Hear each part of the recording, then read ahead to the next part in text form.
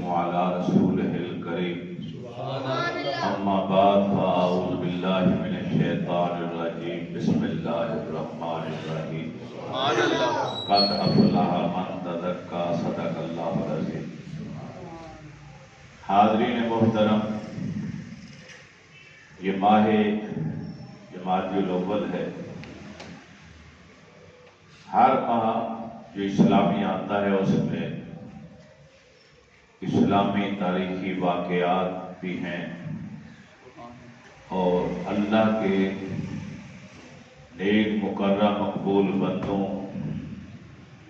کا وصال بھی ہوتا ہے۔ تو اس ماہ مبارک میں مولانا جلال الدین رومی رحمۃ اللہ تعالی علیہ کا وصال ہوا۔ ہم انہیں خراج تحسین پیش کرتے ہیں، آواز رکھی کر رہے ہیں، انہیں خراج عقیدت بھی پیش کرتے ہیں اور ساتھ ہی اصلاحی تھوڑی سی گفتگو بھی کرتے ہیں۔ رب العالمین نے قرآن پاک میں ارشاد فرمایا کہ فلاح اسی نے پائی جس نے اپنا تزکیہ کر لیا، جس نے اپنے من کو پاک کر لیا۔ سبحان اللہ۔ جتنی بھی پاک ہستیاں آپ کو نظر آتی ہیں یا جن کے واقعات آپ سنتے ہیں، بنیادی بات ان میں جو نظر آتی ہے وہ تقویٰ ہے۔ کوئی اللہ والا، اللہ کا نیک انسان ایسا نہیں جو صاحب تقویٰ نہ ہو، متقی پرہیزگار نہ ہو۔ ہر اس قول فعل عمل سے اپنے آپ کو بچانا ہے جو اللہ اور اس کے محبوب کو اچھا نہیں لگتا، اور ہر وہ کام کرنا ہے جس سے اللہ اور اس کے محبوب راضی ہوئے۔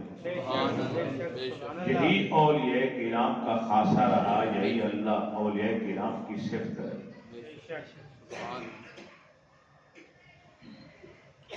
مولانا جلال الدین رومی رحمۃ اللہ تعالی علیہ کا نام نبی علیہ السلام کے اسم مبارک کے اوپر رکھا گیا، محمد۔ سبحان اللہ۔ جلال الدین ان کا لقب ہے اور مولا روم ان کا تخلص ہے۔ یہ پورا خاندان صاحب کمال بزرگوں کا تھا۔ سبحان اللہ۔ ان کے والد بہاؤالدین، سبحان اللہ، ان کے استاد اور ان کے مرشد برہان الدین، سید برہان الدین، سبحان اللہ، ان کے دادا پردادا۔ یہ جو خونی رشتہ ہوتا ہے نا جی بڑوں کے ساتھ، تو اس کا بڑا اثر پڑتا ہے، خاندان کا بڑا اثر پڑتا ہے۔ اگر اکابرین میں سارے نیک نمازی پرہیزگار باپ دادا پردادا ہوں گے تو آنے والی نسل خراب ہو ہی نہیں سکتی۔ سبحان اللہ۔ صرف ماں باپ کو دیکھ، ماں باپ اگر نیک اور اچھے ہیں تو ان کی آغوش میں پرورش پانے والے بچے بھی نیک اور ملنسار اور بااخلاق ہوں۔ اب کسی بھی شخص کو مل لیں، اگر وہ اچھی عادات والا ہے تو ذرا غور کریں گے تو پتہ چلے گا اس کے والدین بھی اچھے ہیں، اس کے گھر والے بھی اچھے ہیں۔ اور اگر کسی کی طبیعت پرخت ہے، بدتمیزی پہ اتر آتا ہے، بد اخلاق ہے، گالیاں پکنے پہ آ جاتا ہے، تو جب آپ غور کریں گے اس کے حسب نسب پر پتہ چلے گا اس کا باپ بھی ایسے ہی کیا کرتا۔ مولانا جلال الدین رومی رحمۃ اللہ تعالی علیہ کے والد عالم تھے، سبحان اللہ، صاحب کمال بزرگ تھے، سبحان اللہ۔ آپ نے فقہ کی، حدیث کی، تفسیر کی جو تعلیم ہے ساری کی ساری اپنے والد محترم سے حاصل، سبحان اللہ۔ والد محترم کے ساتھ کئی شہروں کا سفر بھی کی، سبحان اللہ۔ لیکن والد صاحب کے اوپر آخر وہ گھڑی آ گئی جو ہر ایک پر آنی ہے، اور وہ دنیا سے رخصت ہو، مگر جاتے جاتے اپنے بیٹے کا ہاتھ اپنے مرید خاص سید برہان الدین کے ہاتھوں میں دے۔ سبحان اللہ۔ سید برہان الدین محقق تھے اپنے زمانے کے، قرآن و حدیث اور فقہ کے مسائل پر تحقیق کرنے والے کو محقق کہا جاتا ہے۔ سبحان اللہ۔ باریک سے باریک، لطیف سے لطیف مسائل کا حل قرآن و سنت کے مطابق نکالنے والی شخصیت اور انتہائی شریعت کے پابند۔ سبحان اللہ۔ انہوں نے اپنے پہلو میں انہیں رکھ کر ان کی ایسی تربیت فرمائی، ایسی تربیت فرمائی سبحان اللہ۔ کہ شریعت کا غلبہ ساری زندگی رہا۔ سبحان اللہ۔ ضبط کا، کیونکہ دو چیزیں صوفی میں نظر آتی ہیں، یا فائٹ نظر آتا ہے یا ضبط نظر آتا ہے، لیکن جس پر شریعت کا غلبہ ہو وہاں ضبط زیادہ نظر آتا ہے۔ سبحان اللہ۔ جہاں شریعت میں تھوڑی سی سستی ہو وہاں فائٹ نظر آتا ہے۔ ناخواں نے نعت پڑھی، قاری نے قرآن کی آیت پڑھی، عالم نے تقریر کی، قوال نے قوالی گائی، اور وہ جناب اپنے سے باہر ہو گیا، اچھلنا کودنا شروع کر دیا، یہ وائٹ ہے۔ لیکن اپنی اس کیفیت کو اپنے اندر ضبط کر لینا، اپنے آپ کو شو نہ ہونے دینا، یہ ہے اصل شریعت اور اصل دین۔ سبحان اللہ۔ نبی علیہ السلام جبل احد پر آئے، صدیق اکبر ساتھ ہیں، حضرت عمر ساتھ ہیں، حضرت عثمان غنی ساتھ ہیں، تو پہاڑ ہلنے لگے۔ نبی کے قدم آئے، امام الانبیاء کے قدم آئے، اس پر فائٹ کی کیفیت طاری ہونے لگی تو سرکار نے اپنی لاٹھی مار کے فرمایا اس کو، ارے ٹھہر جا، کیوں بے سکون ہوتا ہے؟ سبحان اللہ۔ تو نہیں جانتا تیرے سینے پر، تیری چھاتی پر کس کے قدم آئے؟ سبحان اللہ۔ ایک اللہ کے نبی کھڑے ہیں، ایک صدیق ہے، دو شہید کھڑے ہیں۔ پہاڑ وہیں پہ خاموش ہو گئے۔ سبحان اللہ۔ یہیں سے اولیاء کرام نے یہ نقطہ نکالا کہ اگر فائٹ افضل ہوتا تو سرکار پہاڑ کو روکتے نہ، اسے اچھلنے دیتے، کودنے دیتے، خوشی منانے دیتے، بھگڑا ڈالتے۔ لیکن سب افضل ہے، اس لیے آپ نے اس کو پرسکون رہنے کا حکم دیا اور پرسکون ہو گئے۔ سبحان اللہ۔ تو کسی پر ضبط غالب ہوتا ہے، کسی کے اوپر فائٹ غالب ہوتا ہے۔ جو شریعت کے زیادہ پابند ہیں، سید برہان الدین محقق، عالم، باعمل، متقی، صوفی بزرگ، اور ان کے اوپر ضبط کا اتنا غلبہ تھا کہ انہوں نے مولا روم کی ایسی تربیت فرمائی کہ آپ فائٹ کی کیفیت میں کبھی نہیں آتے تھے۔ سبحان اللہ۔ تمام علوم ظاہری میں کمال حاصل کر لینے کے بعد جب استاد محترم کو یقین ہو گیا کہ اب میرا بیٹا دنیاوی دینی تمام علوم میں مہارت حاصل کر چکا ہے، کمال پا چکا ہے، اب وقت آ گیا ہے کہ اسے علم باطنی بھی دیا جائے۔ سبحان اللہ۔ تو ایک دن سید برہان الدین نے فرمایا، بیٹا محمد جلال الدین میرے پاس آؤ، تمہارے والد کی جو امانت میرے پاس تھی اب وقت آ گیا ہے کہ میں وہ تمہارے سپرد کروں۔ خلافت عطا فرمائی، مصلی، تسبیح، لوٹا، جو کچھ بھی ہوتا ہے بزرگان دین کا طریقہ، تسبیح ہے، مصلی ہے، جے نماز ہے، لوٹا ہے، ٹوپی ہے اور خرقہ ہے، وہ سب کچھ سید برہان الدین نے محمد جلال الدین مولا روم کے حوالے کر۔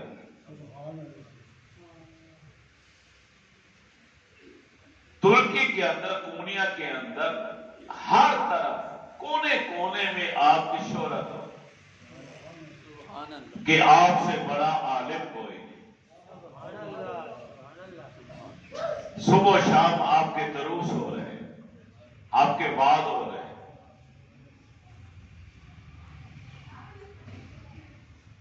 ایک بار آپ بیٹھے ہیں اپنے مکتبہ کے اندر، اپنے مدرسے کے اندر، طلباء بیٹھے ہیں، جمع غفیر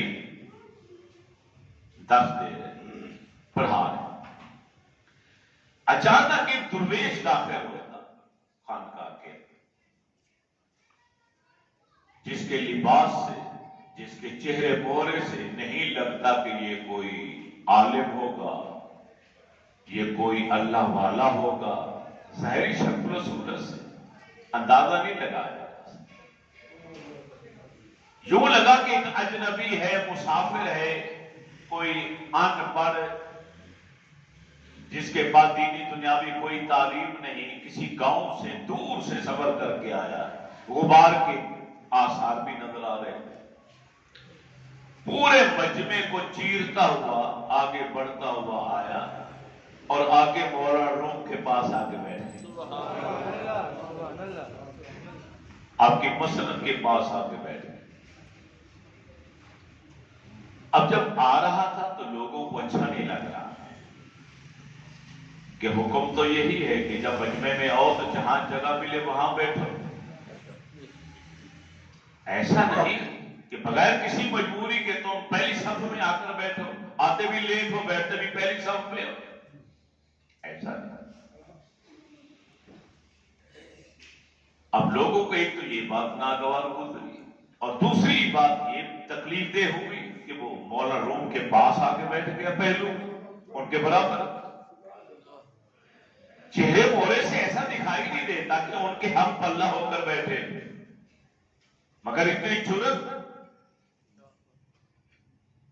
آپ نے ایک طرف دیکھا، اسے نظر دیکھنے کے بعد پھر آپ اپنی گفتگو میں لگ گئے. اب وہ درس نہیں سننا، اس کی توجہ ایک علمی نکات کی طرف نہیں ہے،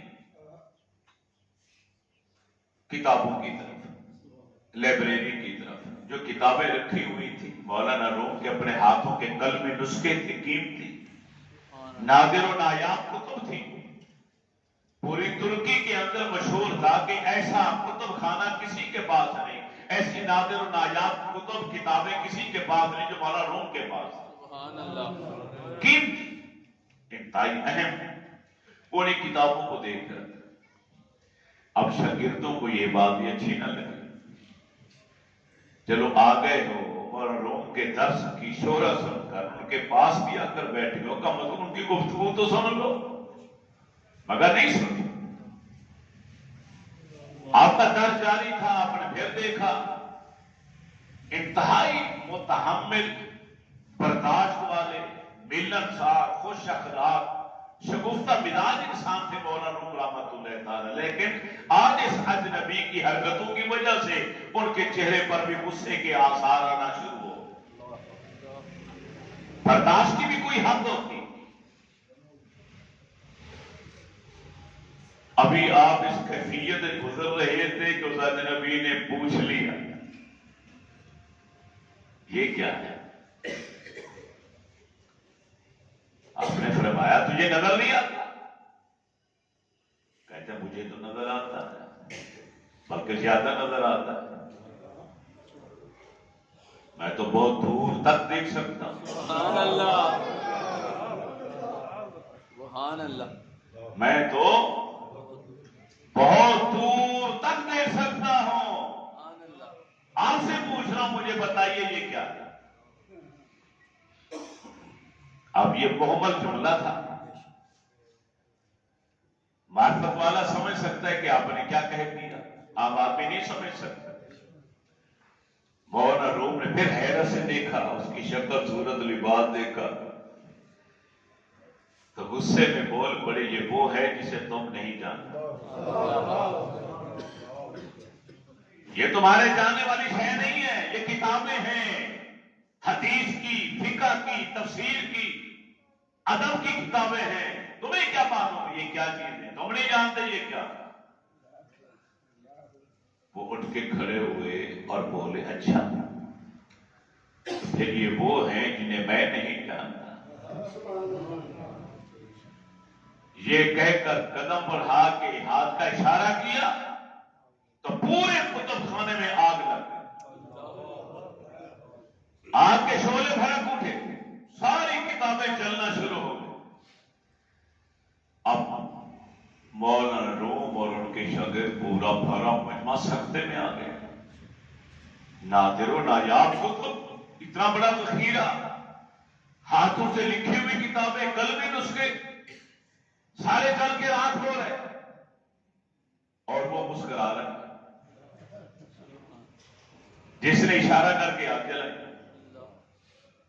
مولانا روم کی زبان سے نکلا، رے یہ کیا کر دیا تو نے؟ میری قیمتی کتابیں تھی، نادر و نایابوں میں تو نے جلا کے راک بنا دیا، اتنا بڑا نقصان۔ آنے والی نسلوں میں یہاں سے علم حاصل کرنا تھا، تو نے مسلمان قوم کا اتنا بڑا نقصان کر دیا، کیا کیا تو نے؟ یہ کیا ہے؟ وہ مسکرا کے کہنے لگے، یہ وہ ہے جسے تم نہیں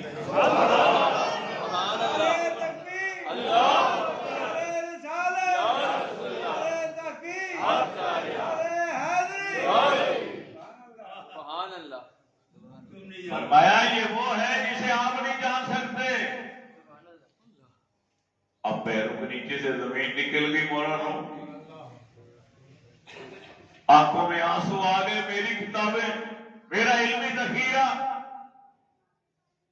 اجنبی جاتے جاتے ایک جملہ بول گیا، اچھا کتابوں کا ہی دکھ ہے، تم سمجھتے ہو سب کچھ ان کتابوں میں رکھا ہے، چلو لے لو واپس اپنی کتابیں۔ آپ نے اشارہ کیا، آگ بجھی، آگ بجھی، یہ توڑے بھاگے کتابوں کی طرف، اجنبی باہر نکل گئے، غائب ہو گیا۔ اب جب ایک ایک کتاب کو اٹھایا تو یوں لگا کسی کتاب کو آگ لگی ہی نہیں۔ سبحان اللہ، سبحان اللہ۔ نہ جلد کو آگ لگی، نہ کسی ورقے کو آگ لگی، ساری کتابیں محفوظ ہیں اسی طرح جس طرح رکھی تھی۔ اب وہ سارے کے سارے شاگرد بھی استاد ہی بیٹھے تھے، کافی دیر سکتے میں رہ کر شاگردوں نے بیک آواز نکالی، استاد محترم یہ کیا؟ فرمایا، یہ وہ ہے جسے نہ میں جانتا ہوں نہ تم جانتے۔ سبحان اللہ،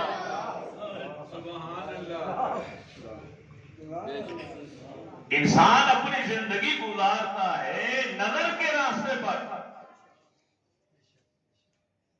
راستے دو ہیں۔ یہ ہے میری تقریر کا لب لبا جو میں یہاں بیان کرنا چاہتا ہوں، آپ نے توجہ سے سننی ہے بات۔ دو راستے، ایک ہے نظر کا راستہ، ایک ہے خبر کا راستہ۔ انسان اپنے تجربات اور اپنے مشاہدے کو سامنے رکھ کر زندگی گزارنا چاہتا، انسان کی بات کر، لیکن کامل اللہ والا خبر کے راستے پر چلتا ہے، وہ اللہ کے حکم کے تابع ہو۔ سبحان اللہ۔ نظر کا راستہ ہے کہ مجھے جو دکھائی دیتا، اب کسی انسان کو بھی کھول کر دیکھ لیں، وہ کیا کہے گا؟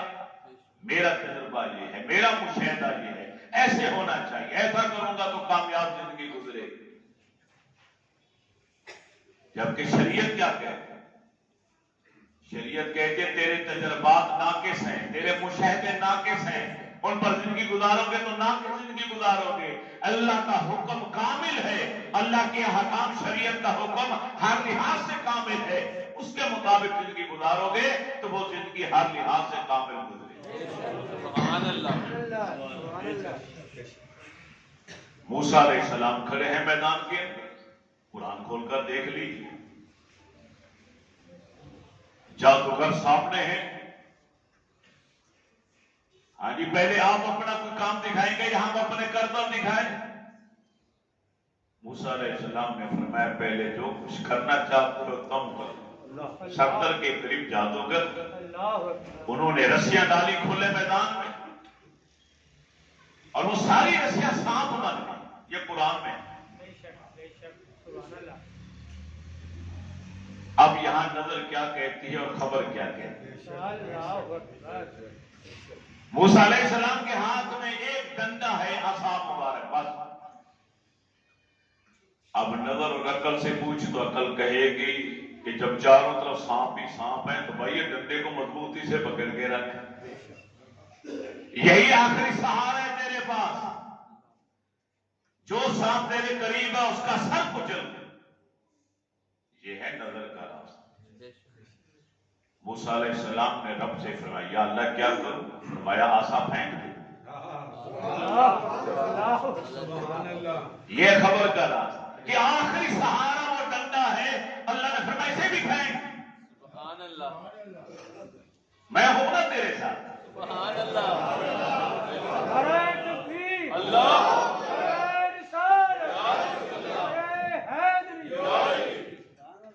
سبحان اللہ، میں رب ہوں تیرے ساتھ، تیرا ہی نام ہے کہ میرا رب میرے ساتھ ہے۔ موسیٰ علیہ السلام نے وہ عصا بھی پھینک دی، آخری سہارا تھا ڈنڈا، وہ بھی پھینک دیا۔ سبحان اللہ، کمال کیا ہوا؟ یہی عصا مبارک اژدہا بنا۔ سبحان اللہ، ہزاروں کی تعداد میں جو سانپ گھوم پھر رہے تھے، ایک ایک سانپ کو یہ ہڑپ کرتا چلا گیا اور بڑھتا چلا گیا، تم پیچھے رہی اور سرور ایسا آگے بڑھتا گیا، کھاتا گیا، کھاتا گیا، کھاتا گیا، یہاں تک بہت بڑا اژدہا بن گیا۔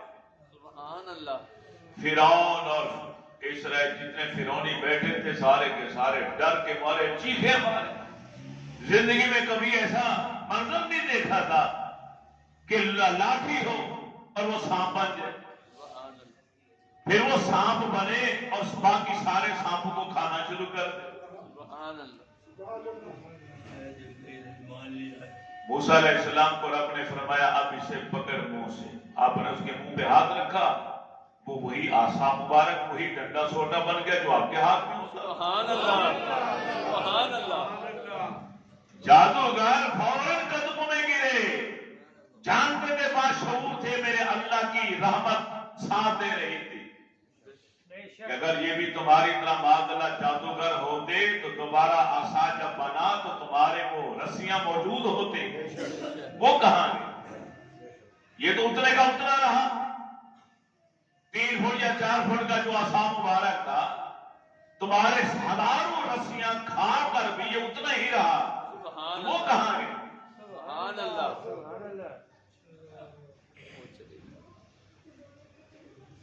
بعض روایات میں لکھا انہوں نے موسیٰ علیہ السلام کا مقابلہ کرنے کے لیے جب آنا تھا تو انہوں نے آپس میں مشورہ کیا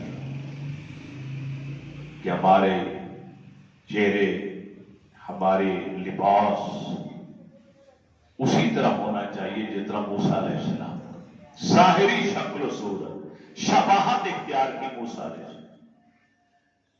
اللہ کو ان کی یہی ادا پسند آئی سبحان اللہ، کہ میرے رسول کی شباہت اختیار کر لی تو اب ان کے اندر کو بھی رکھ دینا چاہیے۔ سبحان اللہ، سبحان اسی اللہ، لیے علماء نے کہا کہ اللہ والوں کی صحبت اختیار کرو اور اللہ والوں کی طرح بولنا، اٹھنا، بیٹھنا، لباس، شکل، صورت بنانے کی کوشش کرو۔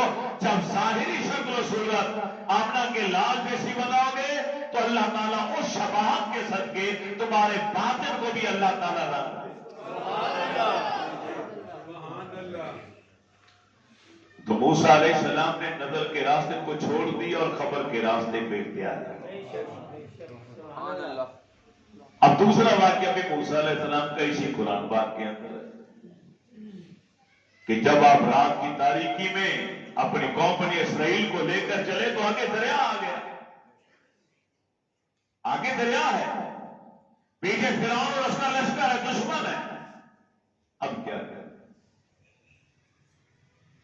اب بچاؤ کے لیے تو کچھ بھی نہیں، نہتے اسرائیلی، آگے دریا ہے، کشتی بھی نہیں، اب دریا میں کون کودے؟ پیچھے دشمن۔ اب وہی عصا موسیٰ علیہ السلام کے پاس۔ اب عقل کیا کہتے ہیں؟ کسی کو سنبھال کے رکھ، جو امیر لشکر ہے نا فرعون، اس کے سر پر جا کے دے کے نشانہ لگا کے ماں جب وہ مرے گا فوج کو تو خود بھاگ جائے، کیونکہ اس کے علاوہ تیرے پاس بچاؤ کے لیے کچھ بھی نہیں۔ یہ نظر کا راستہ اور خبر کا راستہ یا اللہ کیا کروں؟ فرمایا یہی لاٹھی پانی پر مار، دریا کے اوپر مار۔ عقل کہے گی تیرے دماغ صحیح ہے، پانی کے اوپر بھی کوئی لاٹھیاں مارے گا تو کیا بنے گا؟ کچھ نہیں۔ پانی کی فطرت ہے جاری پانی کی کہ وہ اپنی سطح کو برابر رکھتا ہے۔ جب موسیٰ علیہ السلام نے لاٹھی ماری تو پانی نے اپنی مستقل صفت کو بھی ترک کر دیا، چھوڑ دیا، اپنی جو سطح برابر رکھتا تھا اس عادت کو بھی چھوڑنے پر مجبور ہو گیا اور 12 راستے بن گئے۔ یہ پانی یہیں کھڑا ہو گیا، یہ پانی یہاں کھڑا ہو گیا، وہ پانی وہاں کھڑا ہو گیا، جاری پانی رک گیا اور نیچے ریت تک نظر آ رہی ہے۔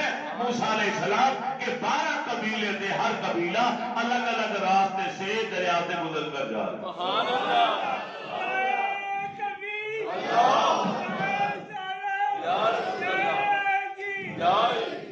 سبحان اللہ۔ موسیٰ علیہ السلام نے نزل کا راستہ ترک کر دیا اور خبر کے راستے کا انتخاب کیا۔ سبحان اللہ۔ اگلی بات بھی موسیٰ علیہ السلام کی اسی قرآن میں ہے۔ سبحان اللہ۔ دریا عبور کر کے وادی میں پہنچے تو سب کو پیاس لگی۔ 70,000 سے زیادہ افراد ہیں، سبھی کہتے ہیں پانی پانی پانی پانی۔ اب نظر اور عقل کیا کہتی؟ ایک ہی تو لاٹھی ہے تیرے پاس، اسی کا بیلچا بنا، زمین کھودتا جا یہاں تک کہ پانی نکل آئے۔ یہی ہے نا عقل، یہی کہتی نا، انسان کی نظر مشاہدہ تجربہ تو یہی کہتے۔ لیکن اس کو بیلچا بنا کے زیادہ زور کے ساتھ بھی نہ مارنا، اگر یہی ایک آخری لاٹھی ہے یہ بھی ٹوٹ گئی تو پھر تو پانی بھی نہیں نکال سکتے۔ موسیٰ علیہ السلام نے نظر والے راستے کو چھوڑ دیا، خبر والے راستے کی طرف آ گیا۔ یا اللہ تو بتا میں کیا کروں؟ فرمایا یہی لاٹھی پتھر پر مار۔ عقل چیخ کے چلاتی ہے، ارے کیا کر رہا ہے تو؟ ہلکی سی لاٹھی پتھر پر زور سے مارے گا، لاٹھی ٹوٹ جائے گی۔ اگر آپ نے وہ لاٹھی ماری تو اس پتھر سے پانی کی چشمے نہریں جاری ہو۔ سبحان اللہ، 12 قبیلے 12 چشمے جاری ہو۔ سبحان اللہ، فن فاجرات میں حسنت عشرت ہے، 12 چشمے پھوٹ پڑے۔ سبحان اللہ۔ یہ ہے خبر کا راستہ۔ نظر کے راستے کو ترک کر دیں۔ ہم ہر کام کرنے سے پہلے کہتے ہیں نہیں میرا مشاہدہ یہ ہے، میرا تجربہ یہ ہے، ایسا ہوگا، ایسا ہونا چاہیے۔ رب سے کبھی ہم نے پوچھا ہی نہیں، شریعت کے حکم پہ ہم عمل نہیں کرنا چاہتے۔ ایک اسرائیلی اور ایک قبطی آپس میں لڑ رہے ہیں۔ آخری بات موسیٰ علیہ السلام کے اس واقعے کی، یہ بھی قرآن میں لڑ رہے ہیں۔ آپ نے دیکھا کہ قبطی اور اسرائیلی لڑ رہے ہیں۔ اسرائیلی نے مدد کے لیے پکارا، آپ نے ایک ہی تماچا مارا یا مکہ مارا، فواقعہ مکہ مارا،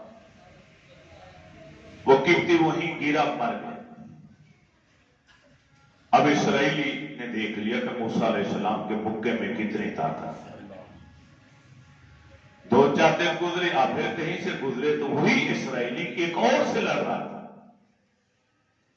آپ نے دیکھا، اس نے پھر مدد کے لیے پکارا تو آپ غصے میں آئے، فرمایا ارے تو 2-3 دن پہلے ایک اور کے ساتھ لڑ رہا تھا، آج اس کے ساتھ، اس کا مطلب ہے ارے فطرت تو تیرے اندر ہے، شرارتی تو ہے، تو پہل کرتے حالے کے ساتھ لڑائی کرنے کے لیے۔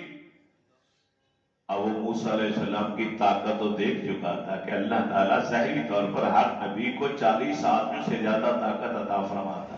سبحان اللہ، سبحان اللہ۔ وہ زور سے چلایا، بار دور کھڑے قبطی سن رہے تھے۔ اس نے کہا ارے پرسوں آپ نے فلاں قبطی کو مکہ مار کے مار دیا تھا اور مجھے مارنا چاہتے ہیں؟ یہ کہہ کر بھاگا۔ ان لوگوں نے سنا، وہ سیدھا فرعون کے پاس گئے۔ فرعون نے خصوصی اجلاس بلا لیا اور فیصلہ ہوا کہ ہمارے قبطی کا قاتل موسیٰ۔ ان کے دربار میں ایک مخلص انسان بھی بیٹھا تھا، جو چپکے سے وہاں سے نکلا بھاگتا ہوا موسیٰ علیہ السلام کے پاس آیا اور آ کے ساری بات بتائی۔ آپ کو رب نے فرمایا موسیٰ یہ علاقہ چھوڑ ہجرت فرما، اب ہجرت کر کے یہاں سے مدین چلے گئے۔ وہاں ایک بستی سے شہر سے باہر ایک کنواں تھا، وہاں پہ آپ نے دیکھا کہ دو لڑکیاں اپنے بکریوں کو لے کر وہاں سامنے کھڑی ہیں دور درخت کے نیچے، اور لوگ اپنے اپنے جانوروں کے لیے کنویں سے پانی بھر رہے ہیں، پلا رہے ہوں، بھاری پتھر ہے۔ جب وہ فارغ ہوئے تو بھاری پتھر اس کے منہ کے اوپر رکھا اور چل دی۔ موسیٰ علیہ السلام نے بچیوں سے پوچھا، انہوں نے کہا کہ ہم اس انتظار میں تھے کہ یہ پانی پلا کے چلے جائیں یہاں سے تو پھر ہم پانی پلائیں، مگر وہ بھاری پتھر رکھ کے چلے گئے۔ آپ کے پاس طاقت تھی 40 مردوں سے زیادہ، آپ نے فوراً پتھر کو ہٹایا اور پانی کے ڈول بھر بھر کے دیے، انہوں نے اپنے جانوروں کو پلایا، خود پیا، مشکیلیں بھرے، اور وہ دونوں بچیاں ریوڑ کو لے کے گھر چلی۔ وہ دونوں بچیاں بیٹیاں تھیں حضرت شعیب علیہ السلام، اللہ کے نبی کی بیٹیاں تھیں شعیب علیہ السلام۔ شعیب علیہ السلام نے دیکھا کہ سارے جانور پیٹ بھر کر آئے ہیں، پانی بھر کے پیا ہے، پوچھا تو بچوں نے کہا کہ ایک بہت ہی خوبصورت شکل و صورت والے نوجوان اچانک آئے، وہ طاقتور بھی تھے اور انتہائی امین اور امانت دار بھی تھے کہ انہوں نے ہماری طرف نظر اٹھا کر بھی نہیں دیکھا۔ جب سارا ماجرا سنایا شعیب علیہ السلام نے فرمایا بچیوں کو کہ جاؤ انہیں لے کر۔ موسیٰ علیہ السلام یہاں اکیلے درخت کے نیچے کھڑے، نہ گھر ہے نہ در ہے، کچھ بھی نہیں، پاس علاقہ بھی چھوڑ چکے، مکان گھر بھی گیا، علاقہ بھی گیا، نہ در نہ گھر، کچھ بھی نہیں، بے آسرا کھڑے۔ اب نظر کیا کہتی ہے، کیا کرنا چاہیے، مگر آپ نے نظر کے راستے کو اختیار نہیں کیا، خبر کے راستے پر چل کر یہاں آئے کہ رب نے فرمایا یہاں اب آگے، اب دیکھیے کہ خبر والی نظر پر جب اختیار کیا راستے کو، اللہ مدد کیا فرماتا، اللہ گھر کا بھی انتظام کر رہا ہے، گھر والی کا بھی انتظام کر رہا ہے۔ وہ بچیاں آئیں کہ ہمارے ابا جان آپ کو بلا رہے ہیں،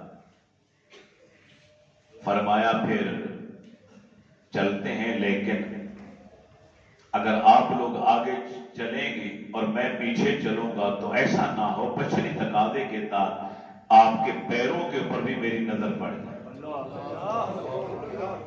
نگاہ کی حفاظت یہ بہت ضروری ہے، نگاہ کی بد احتیاطی، بد پرہیزی بہت بڑا گناہ ہے، اسے معمولی گناہ نہ سمجھا جائے۔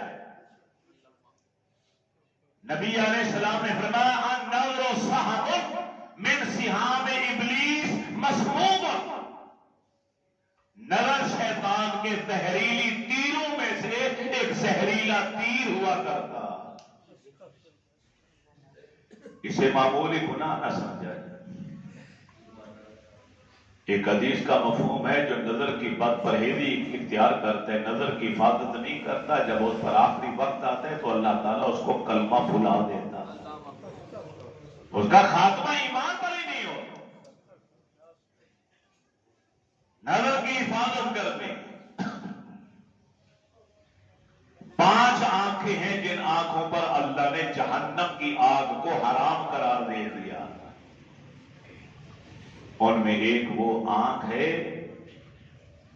جو ہر اس جگہ پڑھنے سے بعد آ جاتی ہے جہاں اللہ رسول نے نظر ڈالنے سے منع کیا۔ 5 آنکھوں پر دوزخ کی آگ حرام ہے۔ ایک وہ آنکھ جو اللہ کی راہ میں جاگنے والی آنکھ ہے، وہ طالب علم کی ہو، وہ عالم دین کی ہو، وہ مجاہد فوجی کی ہو، وہ شب بیدار تہجد گزار کی ہو، جو اللہ والے کی ہو، جو اللہ کے لیے راتوں کو جاگنے والی آنکھ ہے، اس آنکھ پر دوزخ کی آگ حرام۔ دوسری وہ آنکھ جو اللہ ہی کے لیے یا اللہ کے دین کے لیے ضائع ہو چکی ہے۔ سبحان اللہ۔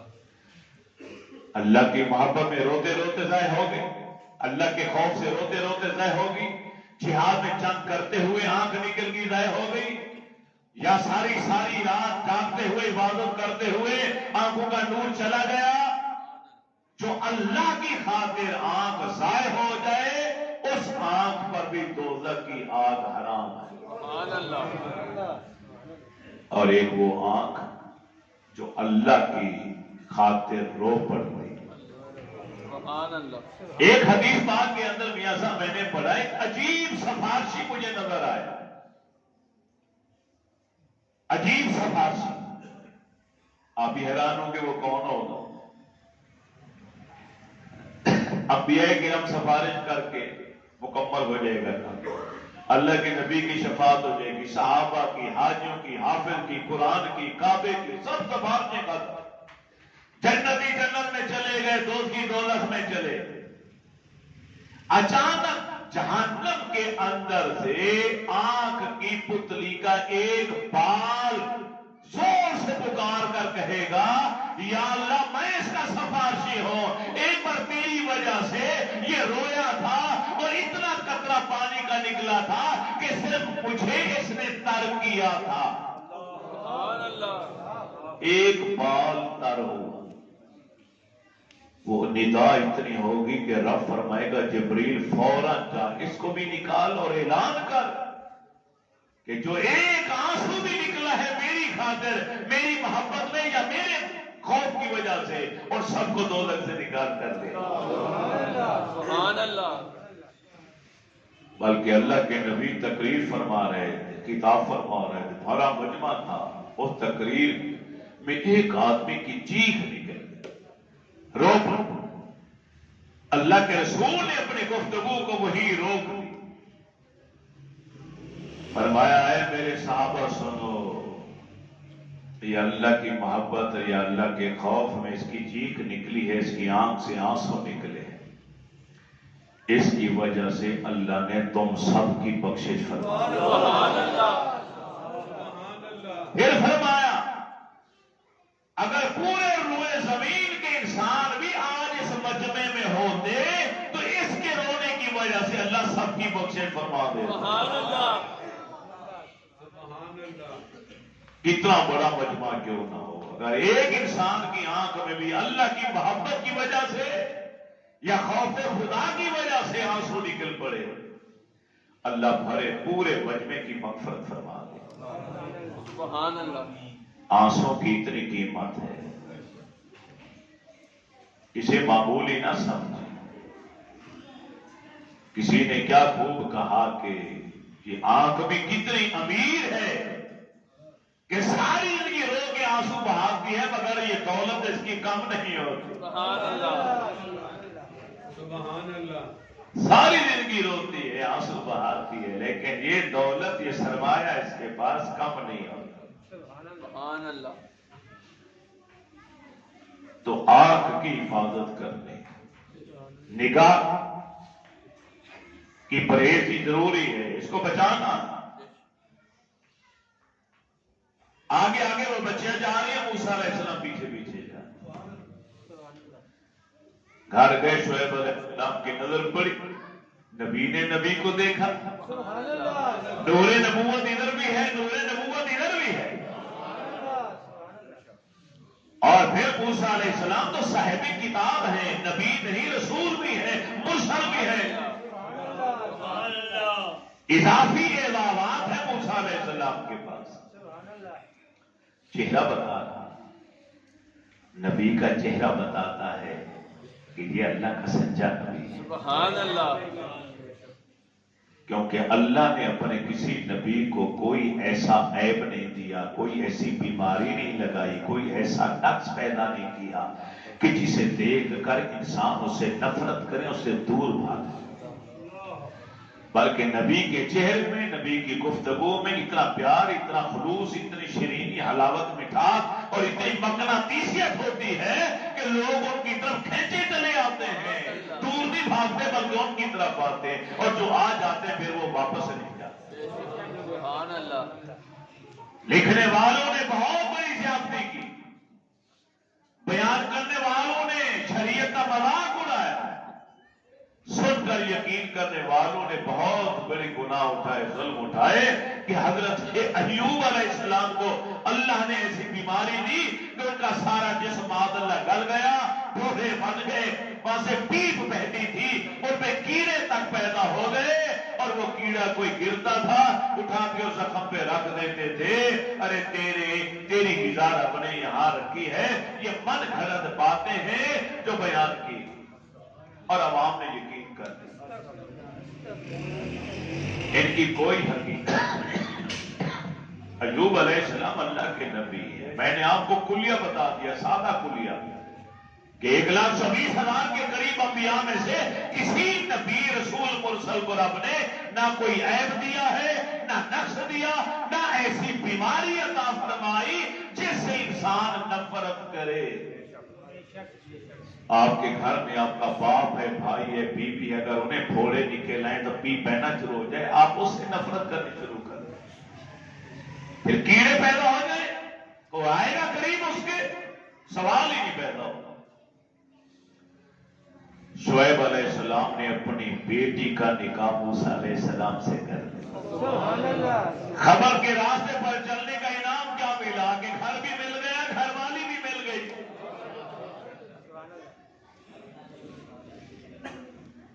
اب شاگرد ہکے بکے کھڑے ہیں، استاد محترم یہ کیا ہے؟ فرمایا یہ وہ ہے جسے نہ تم جانتے ہو نہ میں جانتا۔ بات تو یہ ہو رہی تھی نا، نظر کا راستہ ظاہری طور پر ہمیں کیا نظر آ رہا اور حقیقت میں کیا نکلا، کیسی آگ لگی، کیسی آگ بجھی، کوئی کتاب چلی نہیں، سڑی نہیں، مکتبہ بند، درس بند، واز بند، تقریریں بند، سب کچھ ختم۔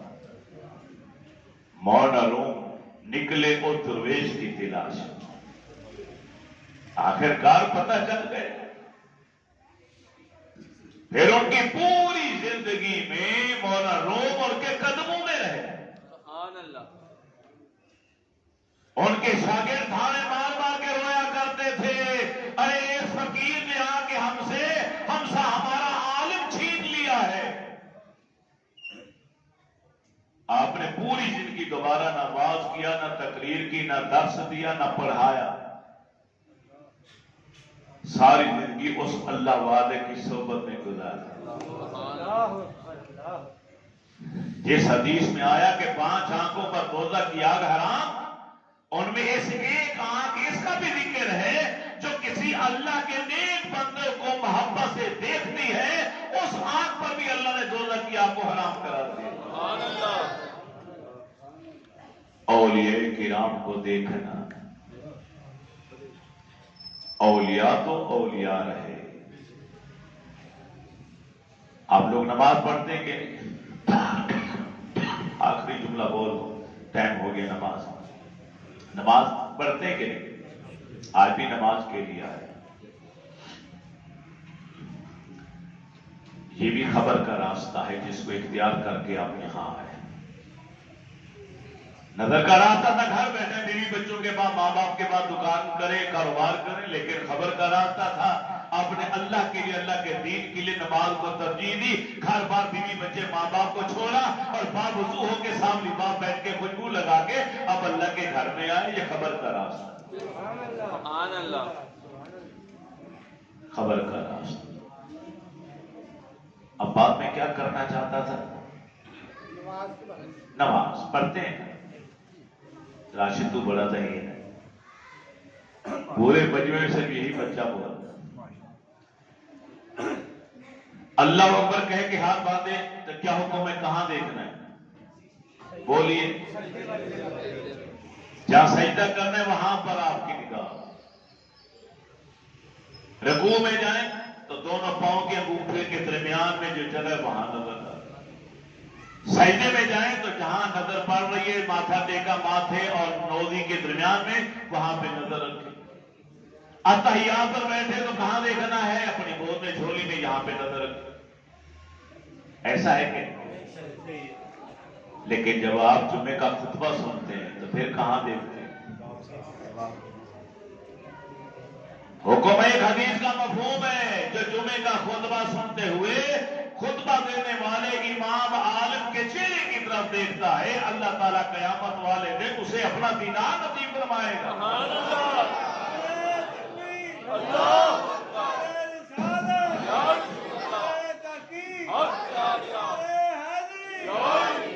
ہم جیسے نالائق اور گناہگاروں کے چہرے کو نبی کا فرمان سمجھ کر تکنے والا اللہ کا دیدار کرتا ہے.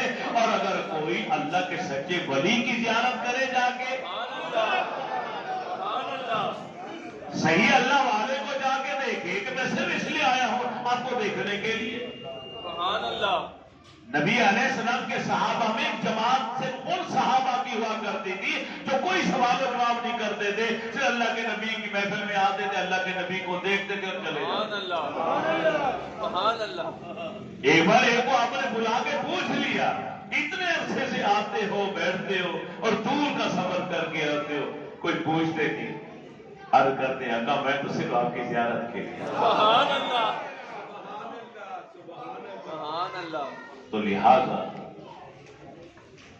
نظر کے راستے کا انتخاب نہیں کرنا، خبر کے راستے کا انتخاب کرنا ہے. ہماری نظر، ہمارا تجربہ، ہمارا مشاہدہ ناقص ہے، کمزور ہے، نامکمل ہے. اس لیے اس کے مطابق زندگی گزاریں گے تو وہ بھی نامکمل ہوگی. جب خبر کا راستہ قرآن اور حدیث کا، قرآن اور سنت کا، شریعت کا راستہ اختیار کریں گے تو خبر کا راستہ کیونکہ کامل، مکمل، اکمل ہے، لہذا اس پہ زندگی گزارنے والے کی زندگی بھی کامل اور مکمل ہوگی. وما علینا الا البلاغ.